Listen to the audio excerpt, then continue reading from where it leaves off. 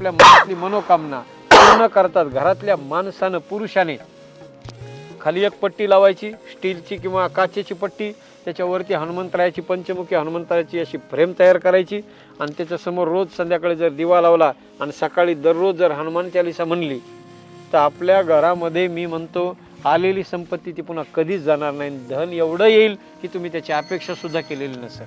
कारण हनुमंतराय आज बी आहेत, प्रत्यक्षात आहेत. एकदा त्या ह्याच्यामध्ये घटना सांगितल्या जाते छत्तीसगडमध्ये. त्या छत्तीसगडमध्ये एक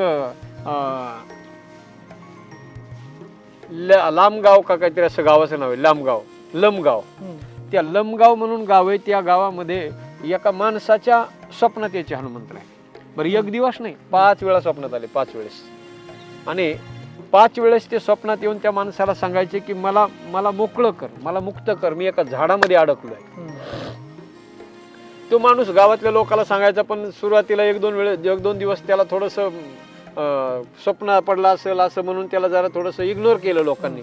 पण 5 दिवस लगातार जेव्हा स्वप्न पडलं तेव्हा तो माणूस गेला, कुऱ्हाड खांद्यावर घेऊन गेला. लोक त्याच्यासोबत गेले, म्हणजे त्याला रस्त्यासहित सांगत होते, जंगलातून या वाटाने जाते, त्या वाटाने जाय आणि ह्या अमक्या झाडामध्ये मी अडकलेलो आणि मला त्याच्यातून तू मुक्त कर. तो माणूस कुऱ्हाड घेऊन गेला आणि जेवढी हाईट आहे, समजा माणसाची जेवढी हाईट असते त्या हाईट पासून वर त्याने ते झाड तोडलं, जेणेकरून हनुमंतरायाला इजा होऊ नये. आणि त्या झाडाच्या बुडामध्ये खोडामध्ये हनुमंतराय अडकलेले होते. आणि जेव्हा अक्षरशः ते झाड तोडलं आणि ते झाड जेव्हा बाजूला केलं, असं फाटाळलं, तर तेव्हा त्या झाडातून मूर्ती निघाली हनुमंतरायाची.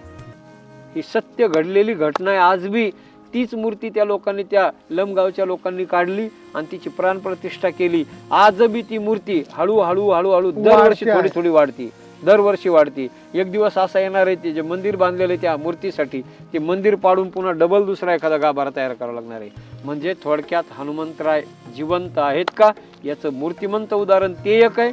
आणि दुसरी एक पूज्य राष्ट्रसंत, विश्वातले नंबर 1 चे रामकथाकार मोरारी बापूंनी एक सांगितलेला किस्सा आहे की एक साधू होते मुंबईमध्ये, ते त्यांची रामकथा चालू होती आणि रामकथेची